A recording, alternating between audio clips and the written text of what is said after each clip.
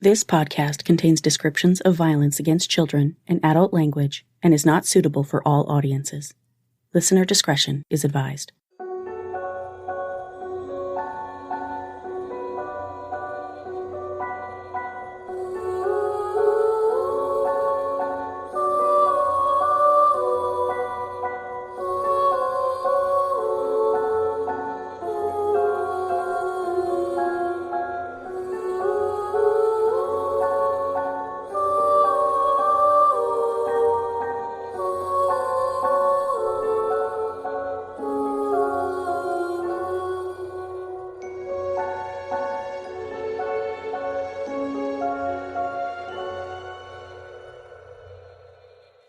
Hi everyone, and welcome to Suffer the Little Children, the true crime podcast giving voices back to the victims of child abuse and shining a harsh spotlight on the parents, guardians, and caretakers who silence them.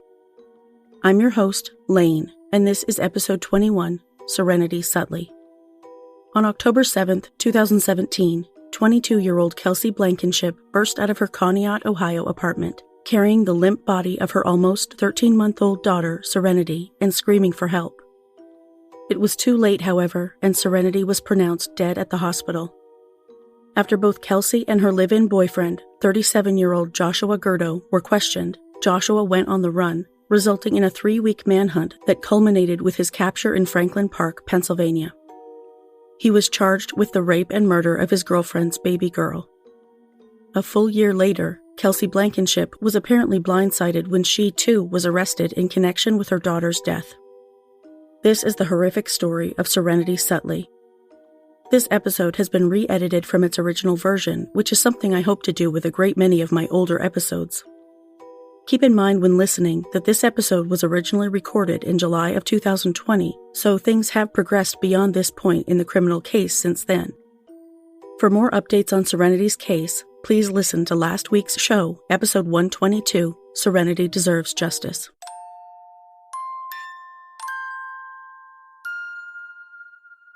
Serenity Jaslyn Skye Blankenship Sutley was born on September 13, 2016, in Ashtabula, Ohio.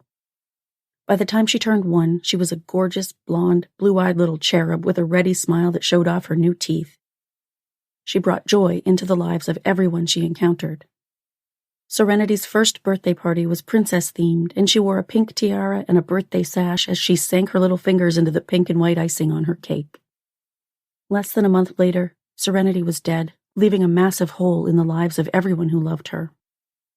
Shortly after 5 a.m. on Saturday, October 7, 2017, 22-year-old Kelsie Marie Blankenship burst out of the front door of her apartment at 530 Clark Street in Conneaut, Ohio, about 70 miles northeast of Cleveland. Carrying the lifeless body of her 1-year-old daughter, Serenity, Kelsie banged on her neighbors' doors, screaming for someone to call 911, which someone did at 5:16 a.m. The 911 call summoned EMTs and officers from the Conneaut Police Department to the address on a report of an unresponsive child. When police arrived, Kelsie was holding Serenity, screaming, "Help my baby."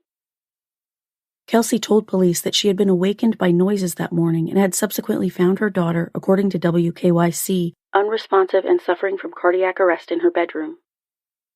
EMTs rushed Serenity to University Hospital's Conneaut Medical Center, where, several hours later, the little girl was tragically pronounced dead. Based on the injuries Serenity had suffered, medical staff and police alike believed the 1-year-old girl had been raped and beaten to death. At the time of Serenity's fatal injuries, the only people present in the apartment were Serenity, her mother Kelsie, and Kelsie's live-in boyfriend, 37-year-old Joshua Dale Gurto, who has at least one child of his own living in Pennsylvania. Both Kelsie and Joshua, who had been dating for about 3 months at the time of Serenity's death, were questioned by authorities the same day. After Joshua was questioned, police had no reason at the time to continue holding him, so he was taken at his request to an address he provided investigators across the state line in Pennsylvania. The Ashtabula County Coroner's Office performed an autopsy on baby Serenity's little body and determined the preliminary cause of death to be blunt force trauma to the head and trunk. On October 13, 2017, Conneaut Law Director Kyle Smith formally charged Joshua Gurto with the rape and murder of Sereniti Sutley. This is a horrible and despicable and devastating crime affecting everyone who has come in contact with this, including EMT personnel, Conneaut Police Department, UH doctors, nurses, and other medical personnel. We are very lucky to have these professionals in our community, and we are proud of them and very grateful for what they do. They truly represent the best and the predominant values in our community. From the beginning, special agents and forensic experts from the State Attorney General's Office, BCI, have assisted the Conneaut Police Department investigators. BCI has placed this case as a priority. We are very grateful for their expertise and their efforts. Conneaut police investigators have also made this a priority, working for the last 6 days, oftentimes without time off, while interviewing witnesses and collecting evidence. They too deserve the respect and admiration of the community for their efforts and tenacity at this tragic time. Kelsie participated in an interview with WKYC in which she talked about how the loss of her only child had affected her. Been bawling my eyes out all day.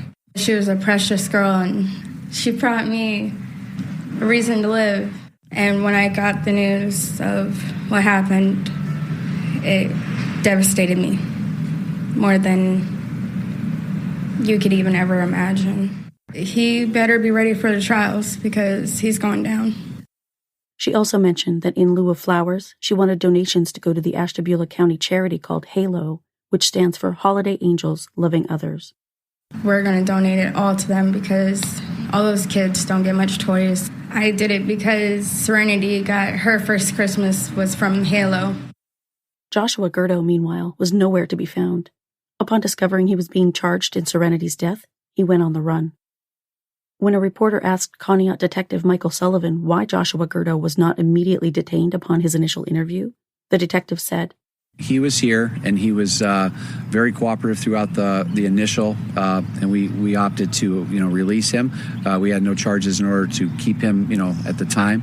He has some form of a violent history, but not recent. I would consider him dangerous, considering the circumstances of aggravated murder and rape. Yes, I would consider him dangerous." In the meantime, the community of Conneaut continued to mourn the death of the 1-year-old baby everyone remembered as happy and always smiling. On Saturday, October 14th, 1 week after Serenity's death, a vigil was held at 3 p.m. at the Conneaut Township Park. About 50 people, including organizers, volunteers, family members, friends, members of the Conneaut Police Department, and even strangers, gathered for the Remembrance of Serenity ceremony. Many attendees were in tears as they exchanged hugs throughout the informal event. Family members brought photos and other items to remind them of Serenity. Attendees lit candles in her honor. Pastor Jan Walsh read the Serenity Prayer during the ceremony, also praying for healing to begin for Serenity's family and the community. Serenity's looking down on us right now with a big smile because you know why? She is safe in the arms of Jesus. She is safe from this world. And she will see you again on that day when we cross that river, when we are with her once more. And just as I'm holding this lamb here on earth, there are angels and Jesus in heaven holding Serenity close to their hearts right now and just loving her. Father, we pray this prayer today. The Serenity Prayer is so appropriate for this time, for this moment. We lift Serenity up to you, knowing that when she left, she took a huge piece of our heart with her, but knowing that she also left a piece of her heart with each and every one of us whose lives she's touched. So we ask, Lord, that you cradle her in your arms, love her like we would here on earth. God, grant me the serenity to accept the things I cannot change, courage to change the things I can, and wisdom to know the difference. Serenity's maternal great-grandmother, Jean Carlo, who was the mother of Kelsie's mother, Lisa Butts, said, "Our hearts are broken. We have gone through every emotion possible. Thank everyone for their support. The police station, Chief Colby, all of them worked so hard at finding justice for this baby. We just hope that the perpetrator of this crime is found and justice is served. I know there's family that are so angry that they would do anything to have their own justice. But we have to let the system do what it's supposed to do. And we're going to need every drop of support. And I know there's televisions from Erie and Cleveland, and I know you see this all the time. Communities have to make this stop. These babies are being hurt. And they're being hurt by people that were trusted, and people told them they loved them, and they hurt them. I'm overwhelmed by the support that this community has given to our family, to Kelsie. It's overwhelming. And I want to thank the community of Conneaut. Clarissa Murtha, the mother of Serenity's godmother, Lisa Murtha, babysat little Serenity a couple days a week for about 8 months, right up until her death. The little girl meant the world to Clarissa and her husband, Lou. Hi, I'm Clarissa Murtha. I'm Serenity's Muma. We've been watching her for the last 8 months, twice a week. Serenity was a beautiful, beautiful baby. She always had a smile on her face. My husband would go pick her up and bring her home on Tuesdays and Fridays, and she always was smiling. She was always a happy baby.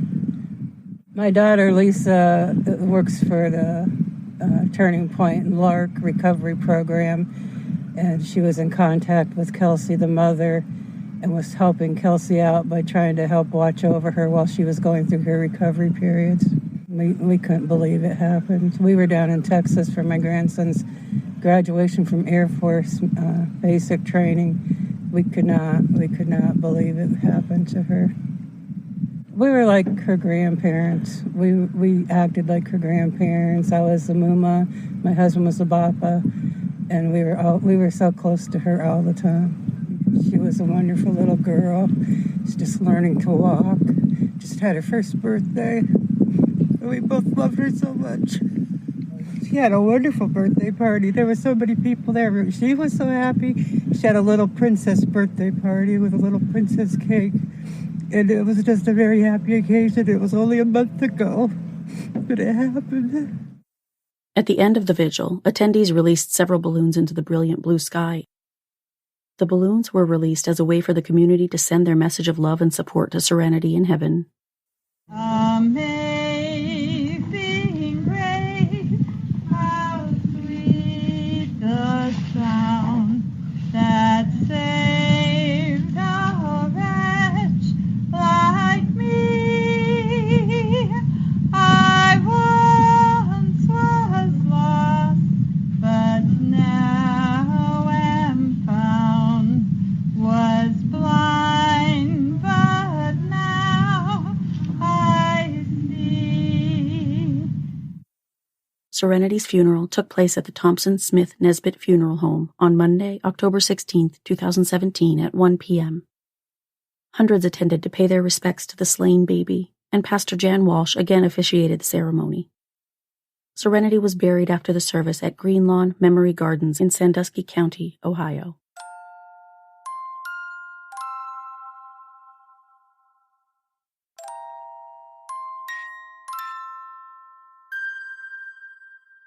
Meanwhile, Joshua Gurto was still on the run.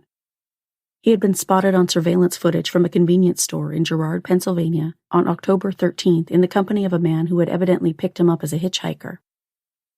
The men were said to be traveling in a dark gray Ford F-150 pickup truck. Authorities quickly identified the truck as belonging to a man from Buffalo, New York.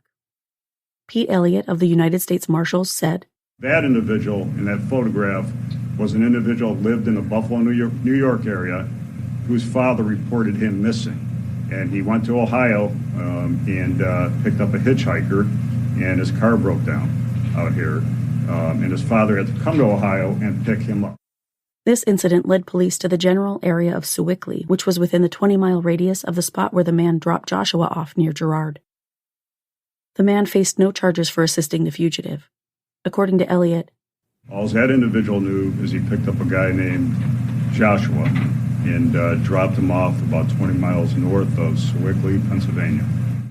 The Northern Ohio Violent Fugitive Task Force announced that it was offering a $5,000 reward for information leading to the arrest of Joshua Gurto. Over 500 tips poured in from all over Ohio and western Pennsylvania, although many of them were invalid. Authorities knew Joshua had ties to family in both Ohio and western Pennsylvania and believed Joshua was headed south. Meanwhile, the U.S. Marshals were doggedly following leads, trying to locate the man accused of raping and murdering a beautiful 1-year-old girl. Joshua Gurto was described as being 37 years old, 5 feet 10 inches tall, and 145 pounds, with brown hair, a brown goatee, tattoos on his forearm, a deformed right ear, and a misaligned jaw. After almost 3 weeks on the run, Joshua Gurto was spotted on the afternoon of Wednesday, October 25, 2017, at the Sheetz gas station on Mount Nebo Road in Ohio Township, Pennsylvania. He was seen on surveillance videos wearing a camouflage jacket, a backpack, a black ball cap, and black pants, and was believed to be traveling on foot. Understandably, after this news came out, residents of the area were uneasy, to say the least, that a wanted child rapist and murderer was on the lam in their vicinity. Brian O'Neill, who lived on Duff Road in Ohio Township, saw the fugitive walking near his home. "He kind of startled me because he was only 5 or 6 feet from me." Amanda Manko saw the alleged killer in the woods near her Ohio Township house about 4 days before his arrest, but she didn't know he was a wanted fugitive until her mother sent her a text on October 25th with Joshua Gurto's picture. She called authorities right away. It's a little bit weird, and our dogs have been barking a lot lately at night, and they don't always do that, and I just had this kind of eerie feeling. I actually didn't really sleep very well last night, and then to know that, there is someone loose, that makes sense as to maybe why our dogs were barking. And we went towards the tent. I didn't go very close, but when we went towards it, our German Shepherds were barking at it, and I walked out of the woods because it's kind of far in there. I don't want to be there by myself. Because we walked down with the U.S. Marshal and the police investigators yesterday to show them, but this was where he was. It was really all God protecting us. On Thursday, October 26th, authorities performed a ground search in the area, in addition to employing a drone to search the woods where Joshua Gurto was seen. They did find his campsite, but he had already fled. Police weren't sure why he chose that particular site or how he got there, but he did have a fire pit there. Around 1:40 a.m. on Friday, October 27th, Joshua was seen at another Sheetz, this one on Nicholson Road in Franklin Park, Pennsylvania, about 7 miles from the campsite authorities attributed to him. An officer recognized him in his camo and backpack, turned on his car's emergency lights, and blasted Joshua with a spotlight. The officer then got out of his patrol vehicle, drew his gun, and ordered the fugitive to the ground. Let him just walk by me. Backpack, all camouflage. Walking north on Nicholson towards Sheetz. I have this male at gunpoint here. One male at gunpoint, 138. Joshua Gurto, who admitted his identity to the officer, was arrested without incident. Conneaut Police Chief Mike Colby held a press conference shortly after Joshua Gurto's capture. My name is Michael Colby. I'm the Chief of Police for the City of Conneaut Police Department. At approximately 2 a.m. this morning, I was contacted at home regarding the apprehension of Joshua Gurto. Gurto was apprehended by Officer Kevin Lestitian of the Franklin Park Borough Police Department. Officer Lestitian spotted Gurto wearing a camouflage jacket and backpack and knew immediately from the social media that it was him. Officer Lestitian ordered Gurto to the ground, and he was taken into custody without incident. Gurto was later transported to the Allegheny County Jail without incident. Here with us today is United States Marshal, Northern District, Pete Elliott. Thank you, sir. Thanks, Chief. Good job. Thank you. I just want to congratulate the Chief here on a great investigation that he put forth. Mr. Gurto, as he said, was arrested about 1:40 this morning by a very good police officer who was actually sitting and parked in the Sheetz on Nicholson Road in Franklin Borough.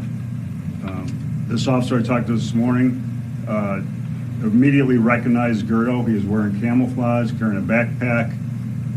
The officer went up to Gurto and asked him his name. Gurto admitted his name. Gurto had, in that backpack, had maps for the state of Pennsylvania and for the state of New Jersey. He had a knife and he had a tent. Previously, I want to give credit to a lot of people in this case. Chief Nicholas, Ohio Township Police Department did a phenomenal job yesterday coordinating this investigation.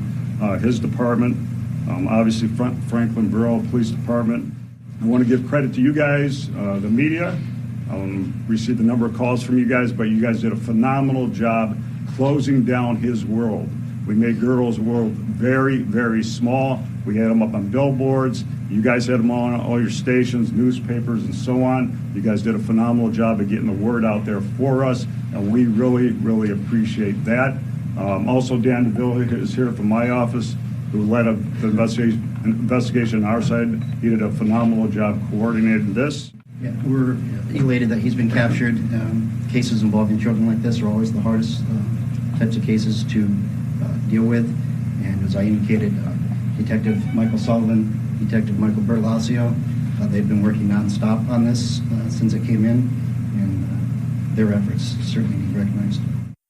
The chief in Ohio Township told me today that one thing about the young officer, and it's very tough to do, especially with a case like this, is he treated Mr. Gurdo with respect.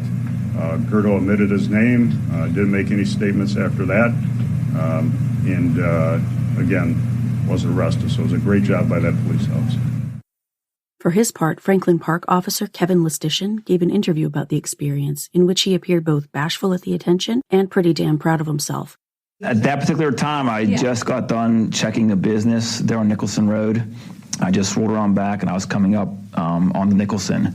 I stopped my car for a few seconds right at the last building there. And when I looked up, I saw him walk in front of my vehicle, Mr. Gurto. I knew right away that's who it was. We had pictures in our vehicles from the boat that was sent out earlier, so we were aware what he looked like. Also, we spoke earlier with Ohio Township and knew they were looking for that person. Earlier that night, I was out actively looking for him. It just happened to be at that particular time. I was not. I was just doing a business check, but still aware that he could be out there. And when I approached Nicholson Road, like I said, he was there, and immediately I knew who he was. I just got done patrolling, and when I came up, that's where he walked right in front of me. First thing I did was radio for my backup, and I told him to start towards the sheets.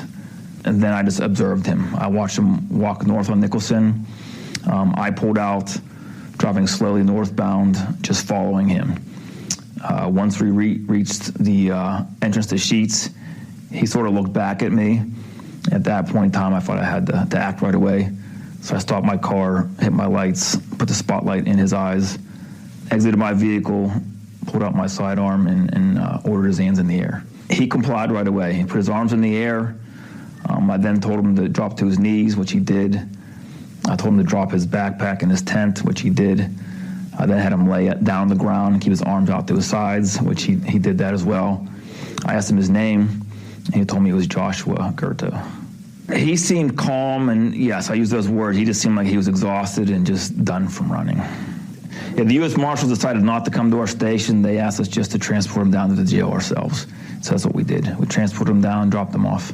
And my interaction was basically uneventful, I would say. He complied right away. There was no fight in him, and I was glad that it went that way.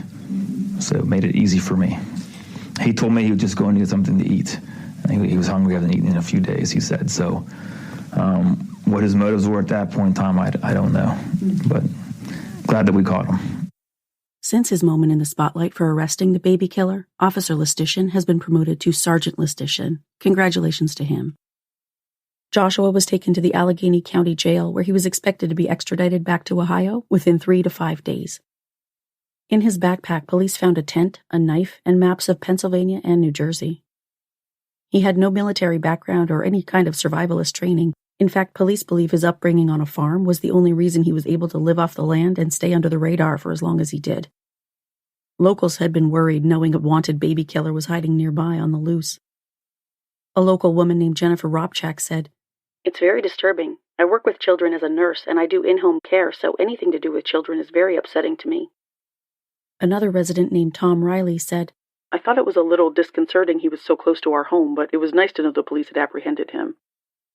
If Joshua had not been caught when he was, Avon Worth Elementary School, which is near the area where police were searching for him, was preparing to provide extra security on the morning of Friday, October 27th, asking police to be on hand while children arrived at the school. Luckily for all of the terrified parents in the area, he was apprehended before such drastic measures had to be used.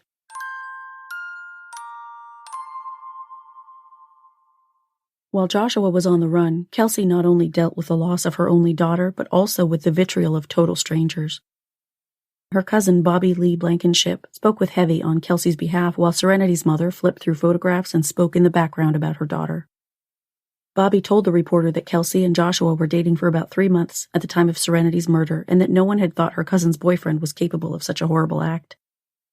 Bobby said, "I went to high school with him. This could have happened to anyone, your own niece, sister, or granddaughter. He had always been so good with Serenity. We do not know what came over him."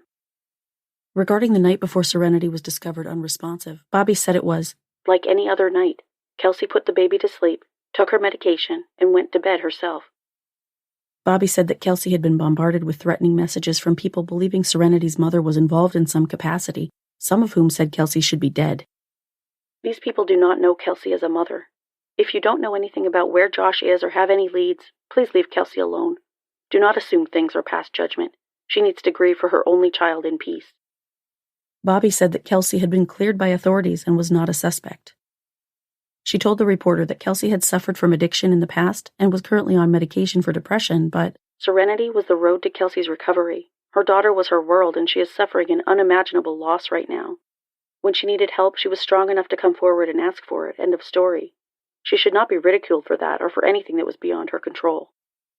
Despite the mean-spirited messages, Bobby said Kelsie and her family had also received an outpouring of support from the community. "We want to thank people who are showing support, who are taking the time out to put up flyers, to try and find the monster behind this. We cannot thank you enough." Kelsie had already bought a Halloween costume for little Serenity, who Bobby described as happy, always laughing, and always making everyone else smile.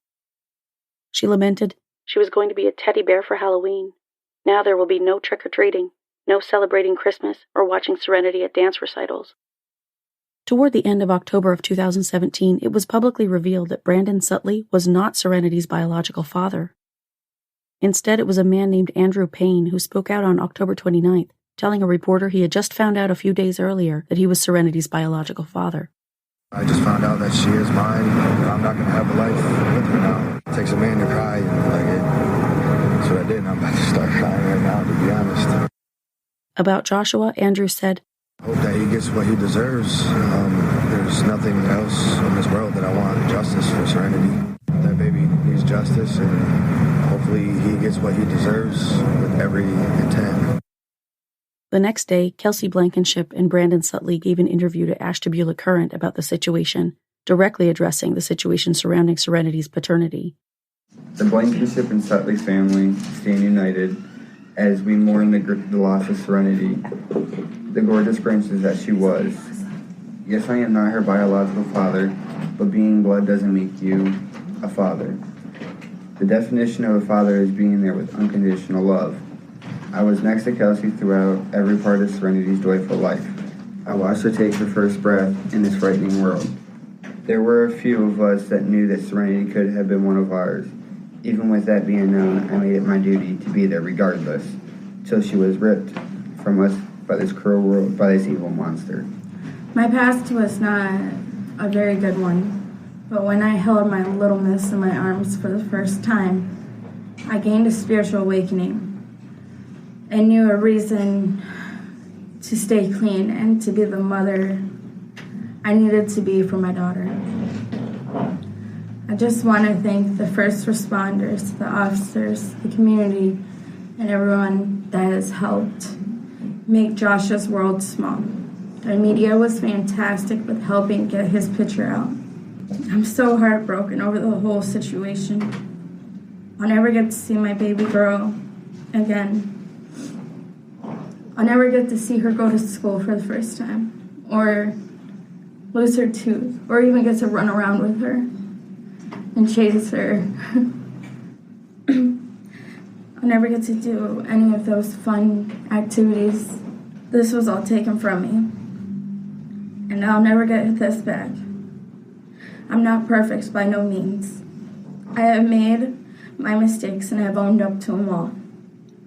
As for the biological father, I'm sorry that he will never get to know her. But he has known from the beginning that she could be his. The Sutley family has been there from the beginning, knowing there was a chance that she wasn't theirs. And thank God for Serenity's godparents. They have been there for everything, and without them, I would be lost. I've been drug tested pretty much almost every day besides a couple of days. Right now, I'm trying to get housing. I've been going to my grief counseling and to my counselors. I was jumping for joy at 2 o'clock in the morning when I received the phone call. I ran upstairs. I woke up my cousin and her best friend, and I almost woke up the kids. I was so excited because there was a sense of relief that I felt finally, that he wasn't out there, that he couldn't harm anyone else, and that finally my daughter would receive her justice that she needs. Even though that I'm in the stage where I am very unbelieving in my higher power right now, he's out there helping me to stay clean, to keep going to meetings, to keep being strong that I need to be to get through all this. You're doing it for Serenity too. Yeah, Serenity's my guardian angel right now.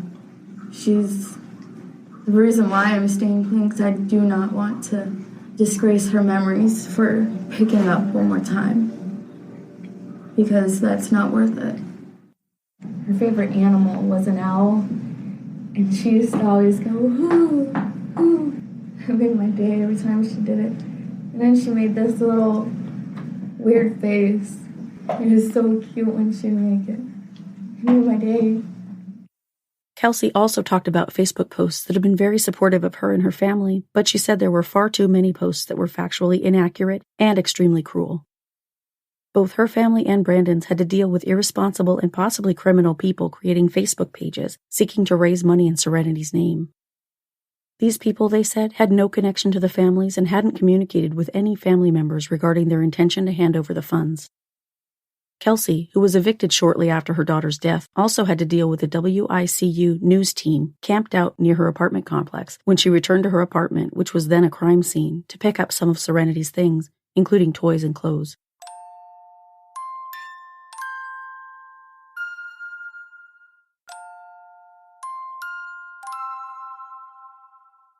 On November 7, 2017, the Ashtabula County Grand Jury secretly and directly indicted Joshua Gurto, who was extradited from Pennsylvania back to Ashtabula County on November 9th.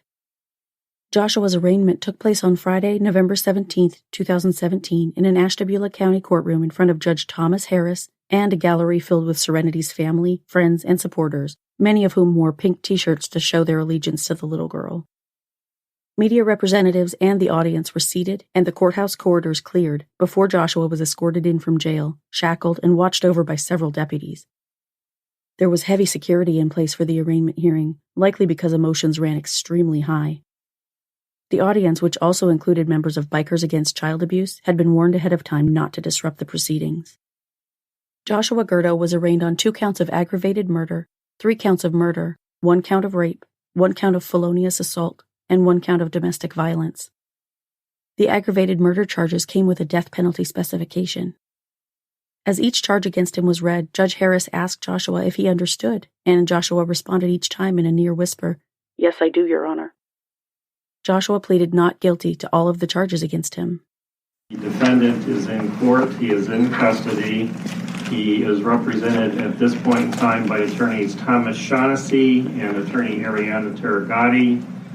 Without objection, the court will set the defendant's bond at $1 million cash or surety. Mr. Gurdo is a flight risk, as evident from his three-week hiatus after being interviewed initially by the police and having required the involvement of the U.S. Marshal Service to locate him. So I didn't expect the defense to object to that type of bond. After the arraignment, Prosecutor Iorochi, who lived close to the apartment complex where Serenity died, promised an aggressive prosecution in the case. "We're seeing a lot of this type of case in the county. This hits home for me personally." Serenity's great-grandfather, Randy Butts, said to a reporter, "It's just devastating to me. I want him to go for the death penalty. I want him dead. I'm sorry, but that's just the way I feel about him." On Saturday, November 18, 2017, a benefit was held in honor of Serenity at the Amboy United Methodist Church in Conneaut. The event, which was attended by about 60 people, was held to benefit Halo, the same charity Kelsie spoke of in her earlier interview. Benefit spokesperson Jamie Diller said on Facebook, "Serenity has left us here on Earth. We would like her memories and love to continue.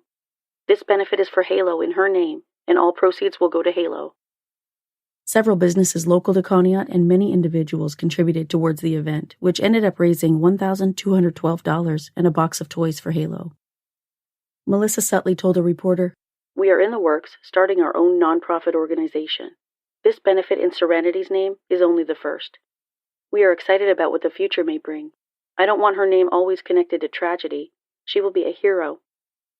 The legal case moved ahead, although slowly.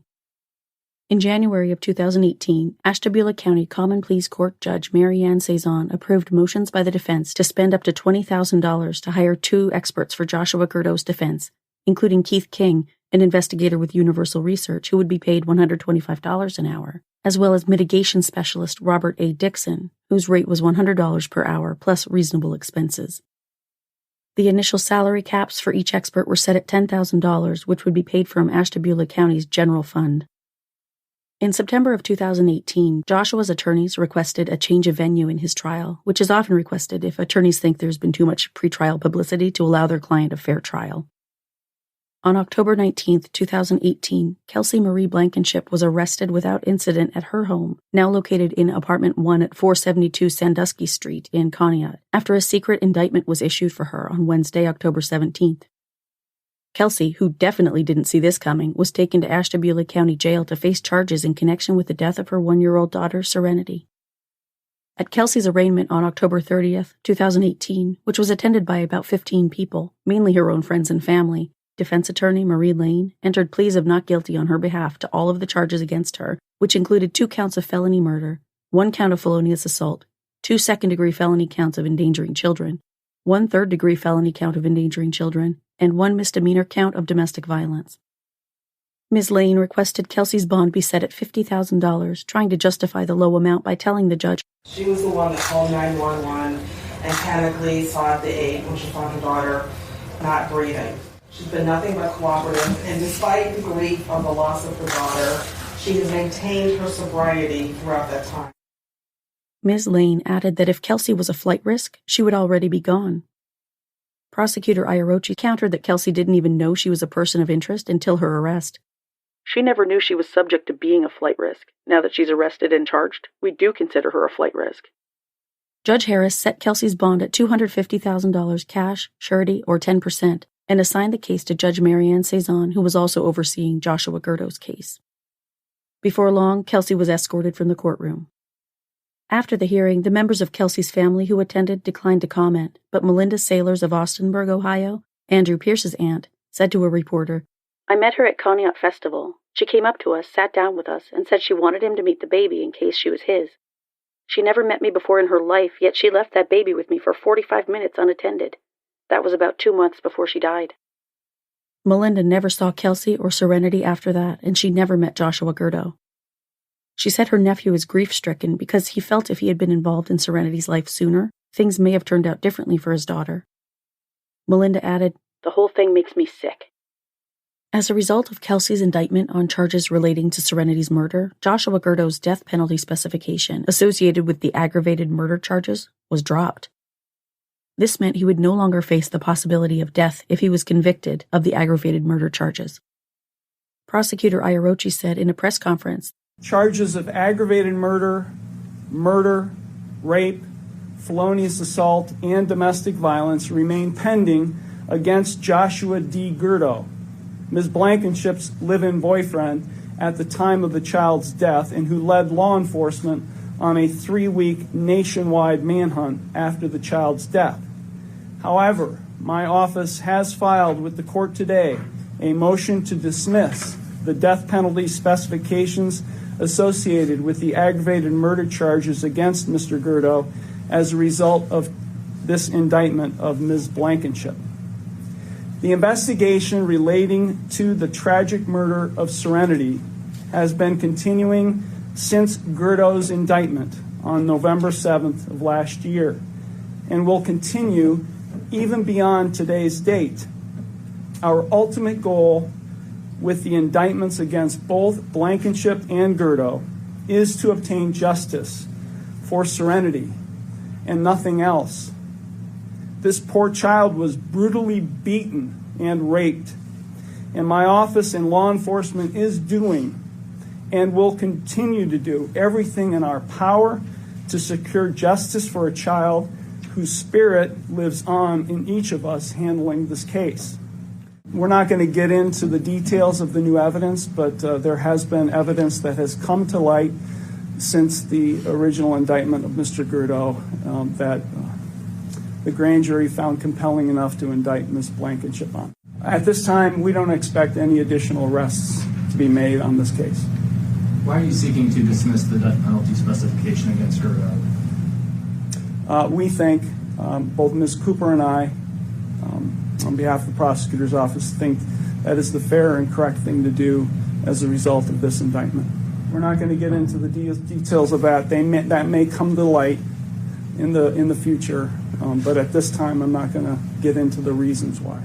The Cuyahoga County Medical Examiner's Office, which performed the autopsy, found that this child received blunt force trauma to all parts of her body, severe injuries to her head and to her face, to her torso, and she was vaginally raped brutally. So this child received a horrible death, and being only 13 months old, my office and law enforcement is going to do everything we can to make sure the person or persons who's responsible will pay for her death and how brutally she died. It's hard to keep your emotions in cases like this, and far too often these cases are happening in this county. I'm not going to get into why I feel emotional about it, but I do want to say that this child deserves justice, and even if it means convicting her mother for what happened to her. Iarochi wouldn't say if Serenity or Kelsie had previously been involved with children's services, if there were signs of abuse reported prior to the baby's death, or if Joshua had rolled over on Kelsie. He said Kelsie had been a person of interest throughout the investigation and has been cooperative with authorities. I want the community, all of us want the community to know that we're doing everything we possibly can, and we have been doing everything we possibly can to find the killer and the person who caused this death. And just because Ms. Blankenship has now been indicted does not mean the investigation has stopped. We are going to continue to investigate, continue to interview potential witnesses, to continue to look into this case, because it's a very difficult one. And I'm not going to get into the reasons it's a difficult case, but factually it is a challenge. Yeah, avoid jumping to conclusions, avoid making accusations and inappropriate comments, particularly on social media, and let us do our job, and let the courts do its job, and make sure that whoever is responsible for this pays. If you see something unusual, if there's something that you feel is inappropriate happening with, in particular, a child, report it, whether it be to police officers, children's services. Do not think that someone else is reporting it. Do not think that what you are observing perhaps is just, an isolated incident. It's important that there's a report that's made and that a record is made of what was observed. If anything comes of it, so be it. But the purpose is to document what may be happening to that child.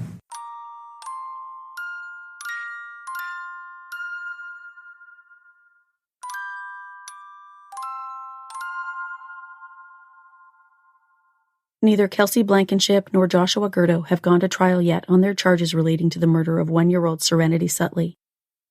Upon poring through the court records, I found several motions that caused the repeated delays. In September of 2018, Joshua Gurto's defense co-counsel, Ariana Tarragati, filed no fewer than 28 motions in her client's case, everything from a motion to have a court stenographer transcribe the proceedings of Joshua's trial and to allow her client to wear civilian clothing to his jury trial, all the way up to motions requesting the court to ban the display during the trial of photographs of the deceased. Naturally, the court granted the prosecution team ample extra time to respond to all of these motions. In November of 2018, Kelsie's attorneys requested and were granted $3,000 in funding to obtain the expert assistance of Dr. Julie Heinig, who is the laboratory director and DNA technical leader of forensics at DNA Diagnostics Center in Fairfield, Ohio. On January 8, 2019, the judge ordered another $5,000 in funding to Kelsie's defense to obtain the expert assistance of Dr. George Nichols II, who is Kentucky's former chief medical examiner licensed to practice medicine in both Kentucky and Ohio. Due to high demand for his professional expertise as a board-certified pathologist in Louisville, Kentucky, he founded a company in 1998 called Commonwealth Medical and Legal Services, which assists legal and healthcare professionals involved in medical malpractice, personal injury, workers' compensation, wrongful death, and nursing home negligence cases. He has conducted over 10,000 autopsies himself, including the exhumation and subsequent examination of Zachary Taylor, the 12th President of the United States of America, and Dr. Nichols has supervised the performance of another 30,000 autopsies.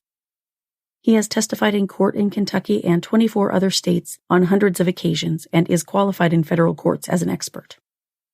Also in January of 2019, the prosecution requested and the judge ordered Kelsie to undergo a competency evaluation to determine whether she was competent to stand trial because the prosecution was aware that Kelsie had been under the care of mental health professionals for some time prior to Serenity's murder and, according to court records, has multiple diagnoses.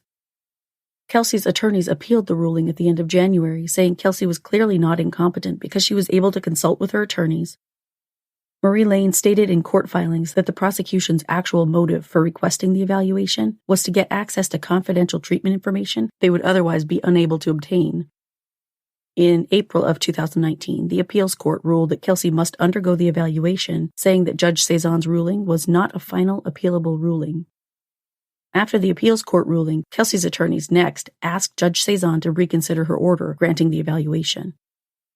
In court filings, Marie Lane wrote, "The state argued that it believed that Kelsie may not have understood that her actions were wrong, which is ironic since the state does not want to reveal these alleged actions to the defense via a more specific bill of particulars." Lane requested if the court moved forward with a forced psychological exam, any report that came from it should be sealed and prosecutors shouldn't be allowed to access it. If the state's true purpose is not nefarious, then the state should be satisfied with simply receiving the determination that she is in fact competent and not need any further information contained in the report. Kelsie's competency hearing was ordered to take place at the Forensic Psych Center of Northeast Ohio. In September of 2019, Kelsie Blankenship was deemed competent to stand trial, and her trial was scheduled to begin on May 18, 2020. However, due to the COVID-19 pandemic, it has been continued indefinitely, and according to court documents, it will be rescheduled upon the conclusion of the current national health emergency. Kelsie's attorneys sought to have Judge Marianne Cezanne suppress certain evidence in her case relating to search warrants the prosecutors obtained to access Kelsie's medical records. Marie Lane and Margaret Bernarski argued that Judge Thomas Harris did not have the authority to sign off on these search warrants since they were obtained after Kelsie's indictment and her case had already been assigned to Judge Cezanne. The prosecution countered that the search warrants were sought to obtain specific evidence relating to Kelsie's motive and intent to kill her daughter. They said specifically that Kelsie had made statements to medical professionals about having a desire to kill her child. Now, to play devil's advocate, it's very possible Kelsie just threw out an offhanded statement like, "If she spills juice on the couch again, I'm going to kill her," or something like that. Some parents use "I'm going to kill you" interchangeably with "you're in big trouble." The motion to suppress has not been adjudicated due to the nationwide halt on criminal proceedings. Kelsie's lead defense attorney, Marie Lane, is currently running for the position of Ashtabula County Court of Common Pleas judge. As for Joshua Gurto, his jury trial is now scheduled to begin on August 4, 2020. His next scheduled hearing is a status conference at 10:30 a.m. on July 27th.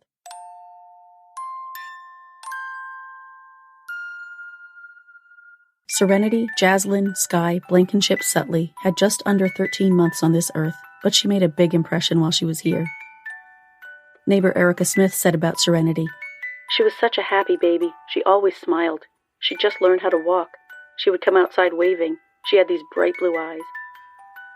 From Serenity's obituary, Serenity was a lovable little girl who brought a smile to your face. Her personality was bright and her smile was contagious.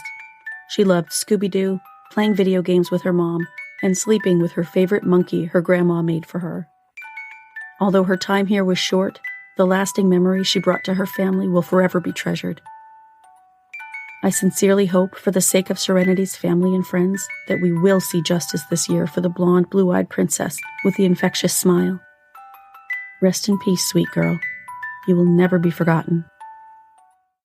My sources for today's episode were the Meadvale Tribune, Thompson Smith Nesbitt Funeral Home, WENY, WKYC, 11 News WXPI, Erie News Now, News 5 Cleveland, Pittsburgh's Action News 4, Heavy, Cleveland 19 News, The Star Beacon, YourErie.com, The Gazette News, AttorneyCredits.com, LinkedIn, The New Yorker, The Guardian, and Court Records. That's it for this week. Join me next week for another episode. If you like the show, please follow or subscribe to Suffer the Little Children on Apple Podcasts, Google Podcasts, YouTube, Spotify, Spreaker, Pandora, iHeartRadio, Stitcher, or your favorite podcast listening app. And please leave me a 5-star rating and a positive review on your favorite podcast platform. Visit the website at sufferthelittlechildrenpod.com, where you can listen to episodes or become a patron for rewards ranging from a shout-out by name on the show to bonus content and exclusive gifts. Follow the podcast on Facebook, Instagram, Tumblr, and Pinterest at Suffer the Little Children Pod, and on Twitter and TikTok at STLCpod. View photos related to today's episode on Facebook and Instagram. For more stories like the one you heard today, visit sufferthelittlechildrenblog.com. This podcast is researched, written, hosted, edited, and produced by Lane. All music for the show is licensed from audiojungle.net. Email tips, comments, questions, or case suggestions to sufferthelittlechildren.pod@gmail.com. For more information about preventing or reporting child abuse, visit childhelp.org or call your area's child abuse hotline. If you see something, say something. Until next week, bye everyone.